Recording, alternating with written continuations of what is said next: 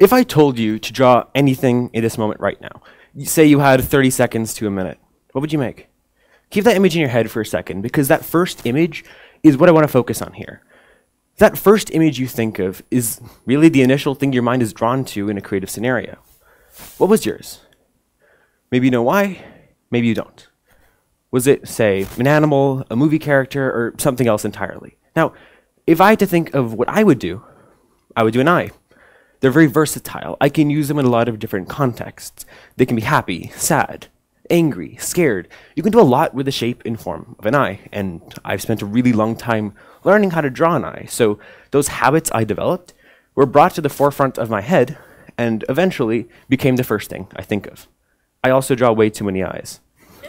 I'm sorry, Mr. Harnell, there's way too many in my math margins. So, now, if you'd asked me this question 5, 10, 15 years ago, you'd expectedly have yielded very different results. If I was 2 years old, I would have drawn a dinosaur. At 9, I would have drawn Batman or another superhero. At 12, I would have drawn a face, probably of a superhero again. And here at 17, it's an eye. Now, I haven't actively made an effort to change what I'm drawn to. Realistically, it's really hard to change your habits. I'm sure a lot of you know this. So, inevitably, change is subconscious. The vast majority of what you're trying to become won't happen based off of 1 or 2 significant changes in your life. They'll happen over a very long period of time, systematically. So, I want to turn this to you. Okay, I understand that visual arts may not resonate with all of you, but try thinking of this in your context. How do you express yourself creatively? Maybe you like music, so have you changed the instruments you play? Maybe you changed from an acoustic to an electric guitar. Maybe the genres you like changed a lot. Maybe you went from country to metal, from pop to rock. I guess the second one's a little bit more common. Or if you like drama, what are the movies you like more? What do you like playing more? What do you like acting more? There's so many different ways you can measure how you've changed in a creative scenario. So, how have you changed? Think of that for a second, because I want to focus on that, because it's really difficult to really visualize change. It's not a static process of 1, 2, 3 significant events in your life. You would see hundreds of different ideas, beliefs, values, all coming together in what you are. So, I'm going to be talking about art. Okay, there's a quote by John Green, which states, "The Renaissance didn't happen in a day. Some Italian dad in the 14th century didn't wake his kids up early in the morning and loudly exclaim, 'Hey kids, wake up, it's a brand new day, it's a brand new renewal, it's the Renaissance.' That never happened. Okay, it's pretty obvious that the Renaissance happened over a very long period of time. Just like change, whether that be emotionally or by a major change in art and science. So I decided to look internally, to analyze myself and see how that has affected me, to see whether I can see how my change has affected my self-expression. I'm going to give some context here, don't worry. So my art is generally realistic. I like to incorporate realistic elements into it, and that's just how it is for me. That's what I've studied for a really long time, and that's what I'm most confident in. Keep this in mind because I don't want to discuss that further. So let's give them some more context. Everyone has some level of stress and anxiety in their life. It's natural. You know, before a test, you'd get a little bit of stress. It makes sense. And realistically, that's more work ethic than anything else. But in grade 10, I realized that there was an extreme amount of stress building up within me. Not because of 1 or 2 major deadlines, but it just actively came and didn't leave. It skyrocketed and then plateaued. So in theory, if your emotions and mental health did affect your creative expression, you would see this reflect in my art. Well, see it yourself.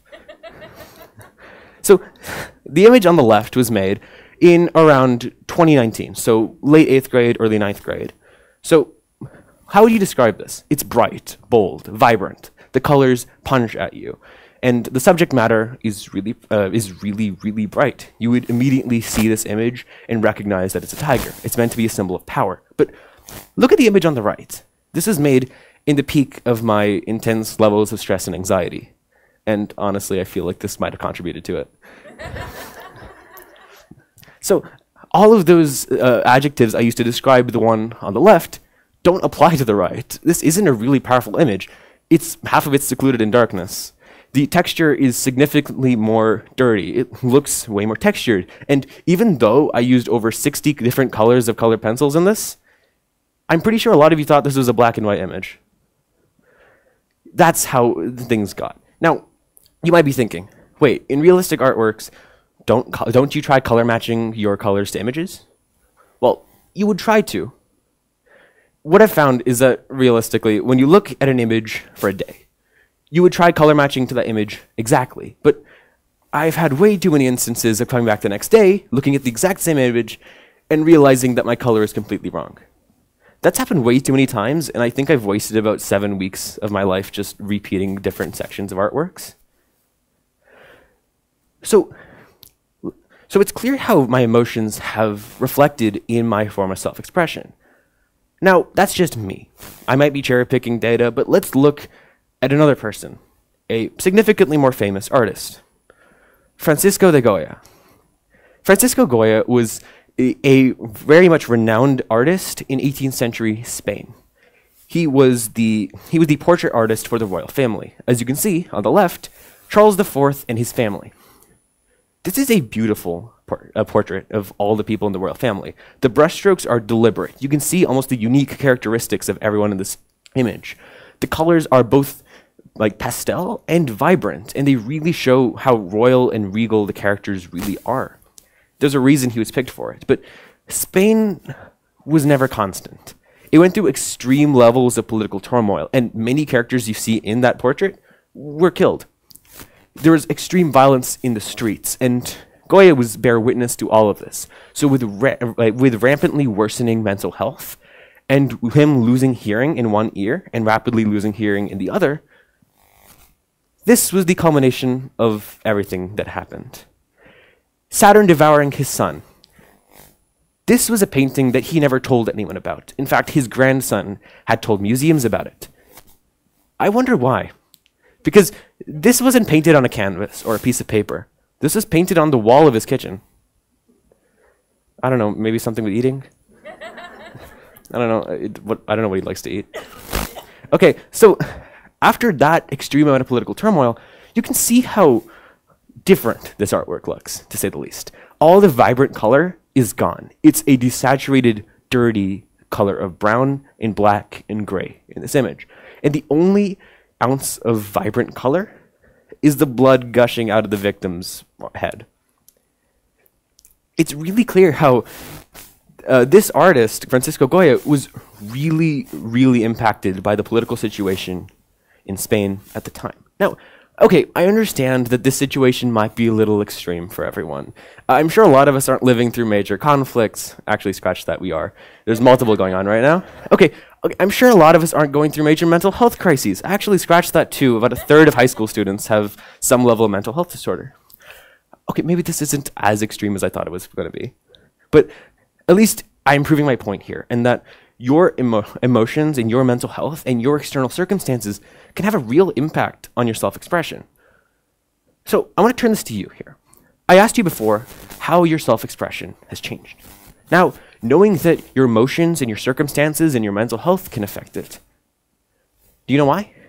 Can you understand why it's changed? Probably not still, because it's really difficult for somebody to be really vulnerable with themselves. It's really hard to actually visualize how you've changed.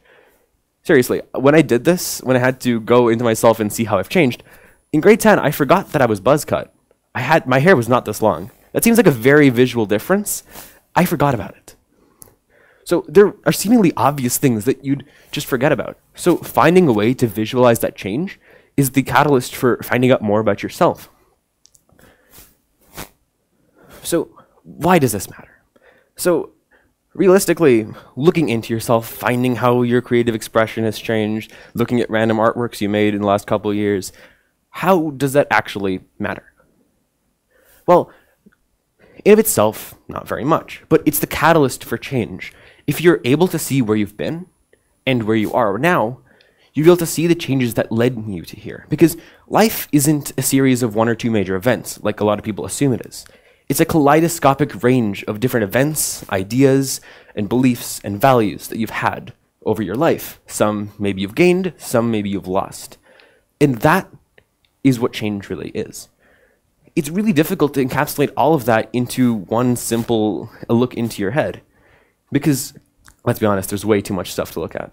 You can't look at yourself on a day-to-day basis because, let's be honest, I think I'm the same person as I was yesterday, and maybe the day before that, and maybe the day before that, but I'm not. Really, if I looked at myself a month ago, or 2 months ago, I'd think I was a completely different person, and even a year ago. But on a day-to-day basis, we don't think we change.